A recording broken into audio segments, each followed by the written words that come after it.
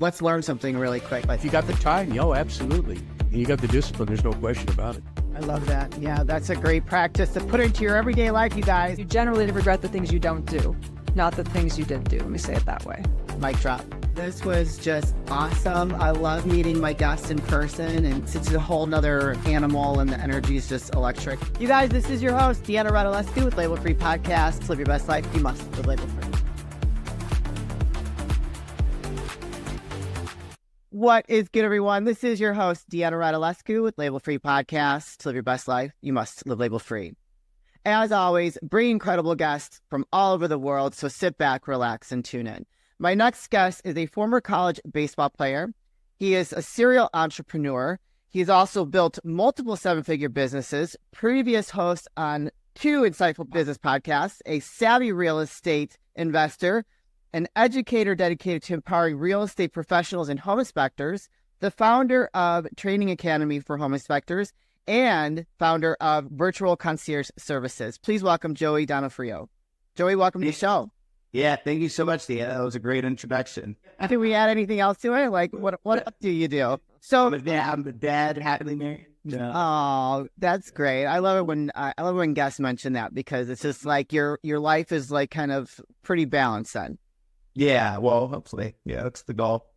So after being a college baseball player, what came first? The real estate, or, I mean, building a 7-figure business obviously doesn't happen overnight. So well, it was baseball. Baseball taught me a lot about leadership, a lot of management skills, because when you're playing college baseball, there's levels of leadership. You have captains that are in charge of running the team. Then you have class representatives. That's the way my coach ran it. So it was very leadership savvy. So when I look back in hindsight, I learned a lot about probably running a business and managing a team through baseball that I wouldn't have gotten in college. But when I was in college, I was a business major, business administration, focused in economics. I was always fascinated by entrepreneurship. That was like the new thing when I was in college. Like, oh, yeah, let's start diving into entrepreneurship. There was no classes, but they had seminars, and we'd have entrepreneurs come in to talk to us, and I got extra credit for going, so that's probably why I went.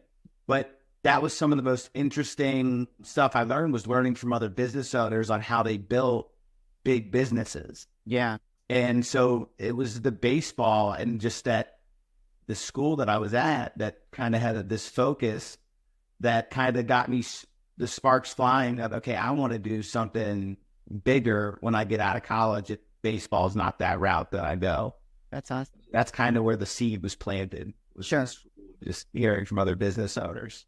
Yeah, I think that being on a team sport definitely sets you up a little bit for success in terms of leading a team and managing a team, because you learn to like be cohesive as a group. Whereas, you know, someone that's in bodybuilding like myself, it's a very selfish sport. You know, you don't learn to play well with other. No, I'm kidding. I'm a good leader. But it's just an example. Like there, I think you learn so many valuable skills when you are part of a team, and you can take that moving forward with you wherever you land in life. So that's pretty awesome that you said that. Yeah, it really is. And it tied in. I was reading the John Maxwell book. It was the 5 Levels of Leadership. And as I was reading it, I was like, oh my gosh, this was my baseball. Mm-hmm. This is my baseball life. Like, this is how my coach set up the program. And this is why we were probably very successful, is he knew how to structure it, which was awesome. So, yeah. And also knowing the strength of your players, knowing what they are capable of, and leaning on those strengths are, I think, what makes a coach a good coach, right? Oh, of course. And you know what's funny? Like, you think a coach has to talk to certain players or talk to everybody the same way. He knew how to communicate with different players to get on their level. And he didn't handle everybody the same. He handled people differently based on how their personalities were. And again, I see that looking back now, and can reflect on that. We need more leaders like that in this world, because somehow they don't understand that you can't talk to everybody the same, and there's nothing wrong with that. Like, we're not all made the same. We're all built differently. But let's talk about your real estate. So you are an investor and you help home inspectors. You have a school for home inspectors. How did that come about? That's very interesting. Yeah, well, the school for home inspectors kind of like happened kind of organically. Like, I saw the opportunity for it but also to train my own inspectors as I was hiring people to come on and train them. I thought, man, I'm paying for them to go get trained by other inspectors that, in my mind, weren't doing the things that I wanted our inspectors to learn. So it was like, I'm paying for this training, but we're training them on our own anyway. So why don't we just invest in creating our own school, getting approved by the state of Virginia, the state of Maryland. And so that's what we did. It took 6 months of just developing coursework, PowerPoint coursework for the students, and got approved. And then I was able to not only help other inspectors get their pre-licensure coursework done, but also our inspectors that we brought on. And I was able to do it for free with our inspectors, and they ended up working for us, and then helping others for a fee. So it was kind of neat how that just kind of coincided. Yeah. And teaching them about the business side of things. I think, I always tell people, like, you think getting your home inspector license is hard or that license hard. That's the easiest part to running a business. That's the easiest part. And it seems like it's hard. No, that's the easiest, because the reality is 30% of the people that take that course will actually go out and do home inspections on their own. And then out of that 30%, maybe 15% will actually be successful for the next couple years doing home inspections. So that tells us that the business side is way more important than the licensing side. I mean, it's important, right? You have to be licensed, so that's a barrier of entry. But that's the start. That's like the start. So helping them understand the business side and get them not only get their license, but then to be able to get inspections and grow a business. Yeah, I mean, it sounds like you found a niche in the marketplace for that, which is pretty cool. I personally have not had a good experience with home inspectors. I own a rental property out in the burbs, and the city home inspector is a real, you know what, like, I've had words with him, boy. You got over dumb shit. But hopefully we're county inspectors. We're not code inspectors. Oh, okay. All right. Or we would work for you buying the property. You would actually hire us to do the inspection. So we're not coding in, not just telling you, oh my God, you're not, your property's out to code or anything like that. Oh, well, I wasn't really, I mean, my property was fine, but he was just nitpicking me because of the tenant I had in there. So whatever, it was a nightmare. So when you say home inspectors, I'm like, so I don't got to deal with him until 2025. So I'm good. Well, let's talk about, we're starting to talk about this before we started recording, and I wanted to cut the conversation short because we're getting into the weeds and the value of what virtual concierge services is. So why don't you tell the audience a little bit about what it is, why you started it, and what they can expect with using a service like that, and then we're going to go into some of my questions that we shelved. Perfect. Yeah. So virtual concierge service started because I was trying to help entrepreneurs, our self-employed people, get to the next level. What can I do to help them grow to that 7-figure level? Because that's what we all desire, right? And what's the one thing you have to do to get to 7 figures? You have to start bringing people into your company to work for you. So then I was looking at what's made some of my companies successful? And it's hiring virtual assistants to come in, manage our office, be our office, deal with lead generation, sales calls, handling CRM, social media management. And so I was like, wow, this is something that I should, develop as a lead magnet. And so I was thinking about a lead magnet so I can get into coaching. And then it kind of spawned into, wait a minute, I could do so much more than just coaching. I could actually help staff virtual assistant into businesses, work out almost as like a consulting company to help them grow. But and a lot of things that, the startup entrepreneur doesn't have. They don't have systems and processes, right? We help create those systems and processes. So if that BA doesn't work out with your business, you can plug and play and get another person in there. And now you have the systems and process to train them, to get them up and running. So we help systemize your business first and foremost. Okay. And then we start onboarding people with the intent of helping you grow. So what is the business needs? What areas are you weak in, that you need help in? Because as a business owner, I'm not strong in every area. And I have to admit that. I'm not the best at everything that I do. But that's the beautiful thing. I can hire people that are really good at what I'm not good at, and they actually like doing those things, which sometimes is hard to believe for us that don't like some of those stuff. That stuff. They actually like doing that. So that's what we do. We come in, we consult the business. Hey, what are your needs? A lot of entrepreneurs don't even know what their needs are.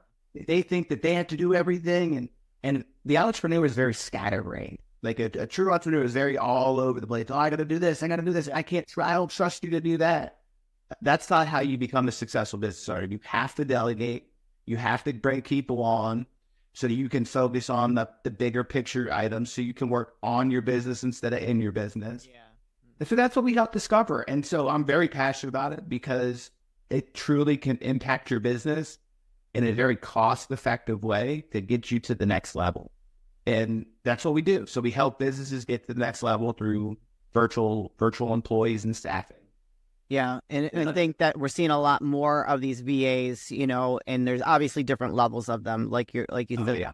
And like one of my concerns, I get the emails all the time, and I've considered it, but I've seen some people that use these VAs and they're not, like I had mentioned before we started recording, like they're not doing things like, so if I was going to have one and they're going to do my social media, I would want them to be almost an expert in social media because it's such a powerful tool. And if they're not tagging people, collaborating with people, specifically on Instagram, or just tagging people in general on Facebook, LinkedIn, TikTok, whatever, you're not getting that cross promotion. And so I have someone that I'm working with currently, and he's a coach, and he like has a VA, and I think he's so hands off.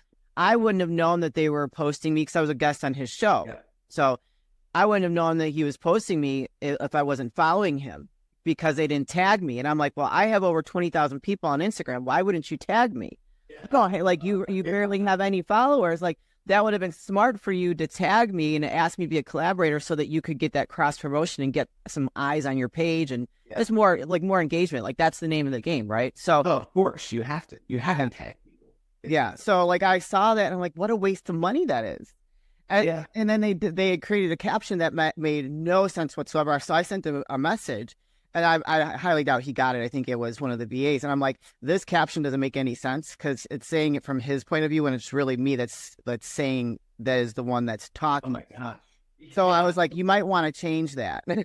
Yeah. And I'm glad you brought that up because that is the problem if you just hire a VA and you don't have the capability to train them. You know how to train them in certain areas. So our VAs are dedicated just for your business. Okay. Right. So if you saw it in your VA was posting hypothetically, right, you would be able to say, hey Jeff, like you have to tag. And so now they're like, okay, I write this down. Now when I post, I tag. Yeah. Hey, you have to like figure out whose point of view it's coming from and write it from their point of view. Yeah. So you're training them once, hopefully, right? And then they're understanding that, and then they can adapt and help you grow. I've had the call centers where like they're answering the phone for our business. I don't even know who the customer's talking to. Okay. Oh, I talked to somebody in your office, but I was at the call center, and call centers high turnover. Yeah. They're working for multiple businesses. Like this VA sounds like he's posting from multiple companies. Yeah. So he's getting a little bit from a bunch of different companies. So how does that help you grow as a business owner? It doesn't. Right. You need people that are on your team dedicated to your business, the hours that they're working to really get the impact that you want in your business. Yeah. There's always cheaper out there. You can always find the cheapest, but that isn't necessarily the best. Right. And what we offer virtual concierge service is cost effective from hiring somebody locally in the United States. So it's cost effective, but it's not the cheapest because we come in and help train, help grow your business, create systems and processes so that you can take it to the next level. So I guess that's our differentiating factor from other virtual assistant companies is we're a training and mentorship organization. And I can't tell you I want your business to grow if we're not growing our people internally, if we're not training them, mentoring them, coaching them, not only on their business, on their career side, but their personal side. Yes. What's the number way to grow as an individual? It's personal development. If I want to grow my business, who do I have to focus on? I have to focus on growing Joey first. I I can't grow my business without growing myself. Right. I have to grow me in order to help others grow and to help business grow. And not only do I have to do that, but then I have to create alignment with understanding my employees' goals and understanding my business goals and create alignment with their goals and the business goals so we can achieve things together. So when the business achieves milestones, they're achieving personal milestones. And so it's this alignment that we have to create.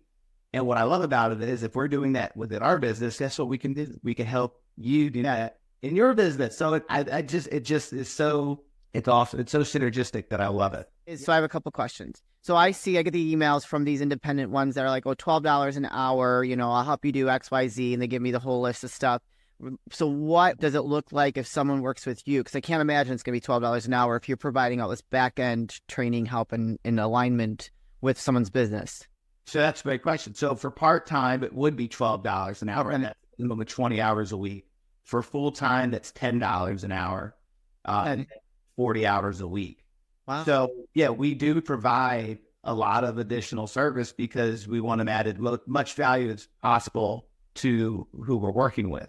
And make it cost effective, right? I want you to see the benefit of, what we're doing. And these people are dedicated just to you. We outsource them from the Philippines. So that's why I was going to ask you where you found them. Yeah. Okay. They're cost effective because, one of the things that we had was, I have a US-based person that's going to charge me $15 an hour. So why would I pay $10 an hour for a foreigner to do it? That's what she said. They're paying US-based. And I told her, I was like, that's a great question. The US base at $15 an hour, you are not her only client during her hours. She couldn't afford to live for $15 an hour. You were her one client. Right. That $15 an hour, she has 10 clients that are paying her $15 an hour. So your work is divided really within 15 other businesses. Yeah. 10 businesses. Our people work just for you. And this is a highly sought after job in the Philippines. We pay them a way above average from the national median salary. Yep. So they're grateful for the opportunity. And it's kind of cool. Every time I'm on like a meeting and my wife overhears it, she's like, oh my gosh, they're always so happy. Yeah. They're always so great. They're always so, there's like a light. And because they're just so appreciative of just having the opportunity to have a decent job. Yeah. Unlike here where people don't want to work at all. No, they don't want. You get them $20 an hour, and it's like a headache, right? It's horrible. Yeah, it's really horrible. It's sad almost, right? They're not grateful at all. They don't show up. They're like, they're on drugs. Like, what's going on? Yeah. And I'm glad you brought that up because somebody hired us, and they took their office remote, and they had an office manager, and then they hired us to bring a VA in full time to work and help out with some of the office stuff, and all of a sudden, I get a note from the business owner saying, hey, we're having some issues with your VA. And I'm like, oh, this isn't good because Dan's very responsive. He does a great job. It was a communication issue. So our communication issue, just things were being relayed from the office manager to Dan appropriately. And Dan thought he was helping out some things when in reality it wasn't. So communication issue, we get to the bottom of it. And so now we monitor. Like we already monitor, but now we're like, we have somebody sitting in on meetings, on Zoom calls with Dan. This office manager wasn't showing up to meetings, was like on their 4 o'clock like powwows at the end of the day, wasn't showing up. Whoa. Then we start monitoring. And I said, if she's not there 5 minutes after meeting starts, you email the business owner, myself, and our manager over here. Yeah. So we can see. She showed up 15 minutes late, and I only believe that because she saw the email that was sent. Yeah. So not only did he did a VA that did a great job, but we also spotted somebody, an office manager, who wasn't doing her job and helped this business owner discover that. Yeah. He's paying the office manager $40 an hour. And what's crazy is she can be replaced with a VA. Yeah. And it's like, he's like, oh my gosh, Joey, like, thank you guys. So it ended up being like what I thought was a bad situation into like, we helped this guy discover something about his business. Well, that's unfortunate because she was taking advantage, clearly. Yeah, taking advantage. And these people, their sense of entitlement. I'm a hard worker, clearly, or else I wouldn't be where I'm at today. And it's like take such tremendous pride in my work. And so when you hear stories like that, it's just like they make it bad for everybody else. You know what I mean? Oh, and she's throwing the blame on somebody else. Right. That's horrible. Like, that's not good. Not a very good manager then. Take responsibility. So I've got one more question. We're going to start wrapping things up. So in terms of when you hire a VA, so for like someone like myself, just so like if anybody's listening and you're curious about doing this, I always am concerned about the level of access they have to all my stuff, right? So clearly if they're going to be working on the podcast of my business, everybody knows that they're going to be working on my podcast and taking away a lot of those day-to-day things that I have to do. They would have to have complete access to all my files, my computer, my social media. And that makes me nervous because I have been hacked before. I still don't have my original Facebook profile back from several years ago where my podcast page is. I'm not connected from my Instagram to my podcast page on Facebook because that original profile was taken. So Yeah. like that's a concern. So like I'm very like after that experience and when I got hacked, those hackers were going after all my contacts trying to scam them for money. And so I had a lot of people, like my phone was blowing up and I'm like, number one, I would never ask you for money. Number two, I had people post for me like Deanna's account got hacked. Do not engage. And so that kind of feeling is terrible. Like when someone hacks. So like that was kind of caused some PTSD, so to speak. And so like the thought of having to give someone access to all those things is very scary to me. Yeah, well, that's just one, hiring people. Number one, you're going to have to give access, whether they're overseas or in the United States. People are going to have some sort of access to your business.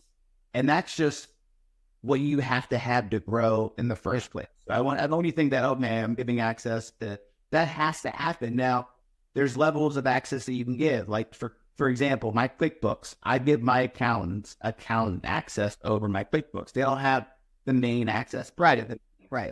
Yeah. Same with social media. They can have an employee access or the admin access that might control that doesn't give them the full capabilities. And that's exactly what you need to do here, right? If you don't want to give them the main account access, if you can help it. Now, there might be certain CRMs or certain things where that may have to happen, but typically they give you that manager access where you have the owner access and they have the manager access. And that's always been my experience, right?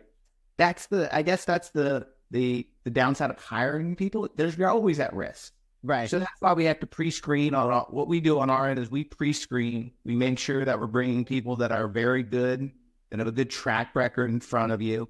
Mm-hmm. Before you go through an interview process on your own with them and pick and choose the VA that you want to hire. Yeah. That same if you're hiring somebody locally, you're going to have to do the background check, make sure you go through an interview with them, right? Even locally, because I've had inspectors or in our inspection business try to steal data out on their own and try to then be my competitor. And unfortunately, that's just part of being I know, right? Like, but you just have to protect yourself and have those safeguards and make sure that you can strip their access at any minute. Sure. That you have the ability to. I mean, have you ever had a negative experience like that with any VA? Oh, no, I have. Okay. Not with the virtual assistant on my end. I've had it as local employees. Yeah. We're still after that. But luckily, I've never been robbed for money or anything like that. I've had contacts be scrubbed from U.S. people that I had checks on and stuff. But no, my VA experience has been good for the most part. I've had the horror stories of like, oh, they were sleeping on the job when they didn't show up. And that's why we have somebody monitoring their activity over in the Philippines to ensure that stuff doesn't happen. Okay. We track their screen time. Oh, okay. Yeah. They're active. So we have safeguards in place to ensure it doesn't happen. Okay. We don't want people taking advantage. They have to check in. They have to check out. Yeah. They have to shoot. They have to take screenshots of their screen time, of their streams throughout the day to make sure that we know that they're on their streams. Yeah. And that's, it's like what Ray said. We trust, but we have to verify. Well, I give trust freely until you break. Right. But I'm going to verify the trust the whole way. And then one last question. And so you can hire a VA to do your social media, help you do like lead generation, do all, like, you can hire one person through you for multiple different tasks, correct? Yeah. You say you do scheduling. Yeah. I would tell people, I've had the artists, people are always concerned about the English part, right? I started off utilizing them as schedulers. Then my next was calling businesses for lead generation. Okay. Then my next thing was lead generation on pre-foreclosure investment properties. So I've had them on the phones for that was how I started. Okay. But they can, if you think about like anything that your office staff and their office stuff can be done remote, they can do. Sure. Scheduling, lead gen, CRM management, social media, running ads, they're trainable. They can be trained to do anything, which is fantastic, right? What we have nowadays is YouTube University. If you have a CRM, they have videos that can be watched. Oh, yeah.